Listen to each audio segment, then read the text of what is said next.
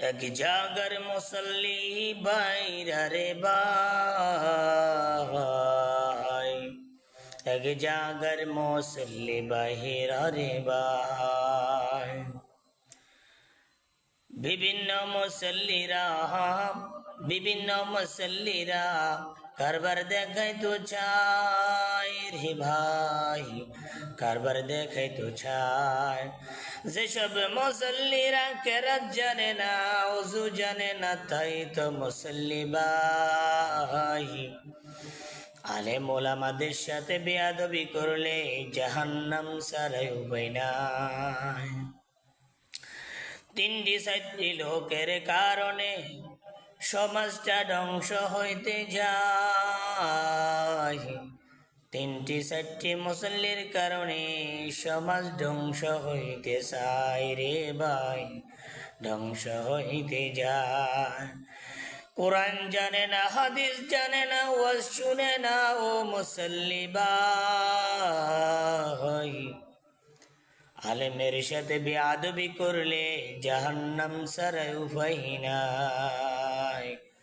আলেমদের সাথে বেয়াদবি করলে জাহান্নাম ছাড়া উপায় নাই।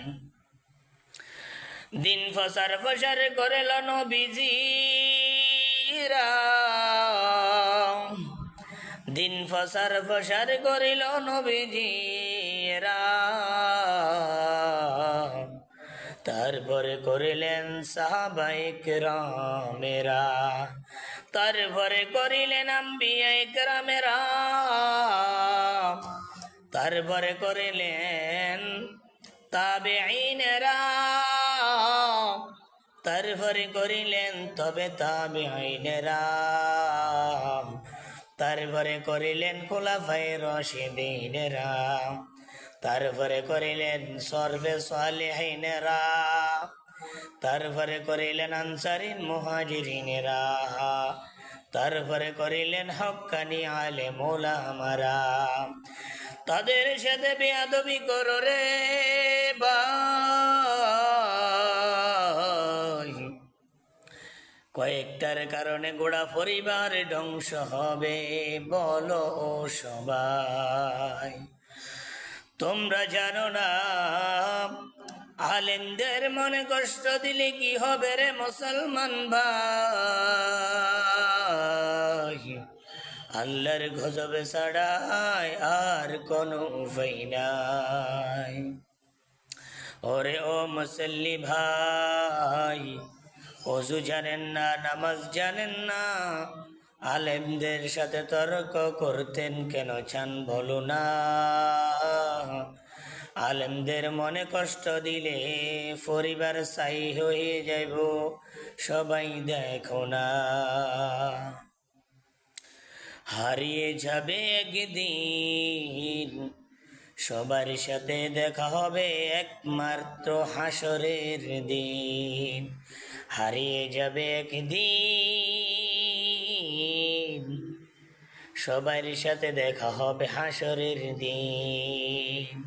ও মুসল্লি, তোমরা ওযু জানো না, নামাজ জানো না, কোরআন তেলাওয়াত জানো না, হাদিস জানো না, আলেমদের সাথে তর্ক করো, আলেমদেরকে এমনভাবে গালিগালাজ করো, সেটা আল্লাহর গায়ে হবে না। তবে আপনারা যারা তাদের সন্তান আছেন, মুরব্বীরা যখন এরকম করে, আপনাদের ছেলে মেয়েরা অনেক কষ্ট পাবে। কেননা জানেন, আমি নাই শুধু আল্লাহর জমিনে যত জায়গায় ইমামদের সাথে, মুয়াজ্জিনদের সাথে, খাদেমদের সাথে বেয়াদবি করবে, ওই পরিবারের হাল অবস্থা এত ভালো হবে না, বুঝছেন? তাহলে আপনাদেরকে দিনে দাওয়াত দিবে আলেমেরা, আপনারা আলেমদের সাথে তর্ক, তো তাহলে আল্লাহ রসুলের হাদিস যে অস্বীকার করবে তার ঈমান থাকবে না। ইন্নাল উলামা ওয়ারাসাতুল আম্বিয়া, আল্লাহ রসুল সরাসরি রেজিস্ট্রি করে দিয়েছে। তাহলে জায়গা যেরকম রেজিস্ট্রি করা হয়, কইছে যে আলেমেরা হইল আমার নবীজি সাল্লাল্লাহু আলাইহি সাল্লামের ওয়ারিস। তাহলে প্রত্যেক সমাজের মুসল্লি ভাইদের জন্য এই গজলটা গাওয়া হলো। বেশি বেশি ইমামরা শেয়ার করুন। আল্লাহ হাফেজ।